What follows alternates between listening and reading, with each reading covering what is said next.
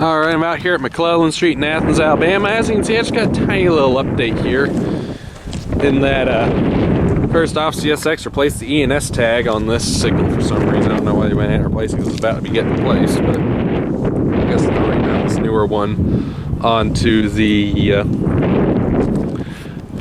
new signal, which is actually laying right over there. The new signal, it looks to be identical to the other one, only with one extra pair of side lights on it.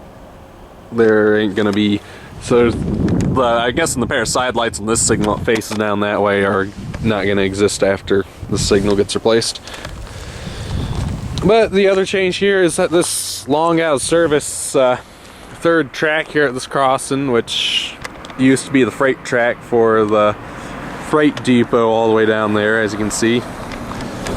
CSX has removed part of it right here and moved the foundation for the new eastbound signal to be a bit closer to the two remaining active tracks, which I suppose makes sense given the circumstances. No other changes since I was here last week, which is nice to see.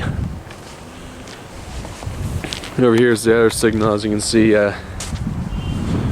Not really any changes over here. Still temporarily wired into the old relay case, of course. As you can see right there, you can see where they cut the rails right there. So yeah, just gonna hang out here. Hopefully I should have a northbound coming through soon, but I think what I heard passing through the 313 detector earlier must have been a local freight that's now working Decatur yards, so I don't know if I'll see anything for a little while. So yeah, I just thought I'd get this quick update here to McClellan Street in Athens, Alabama. Over and out.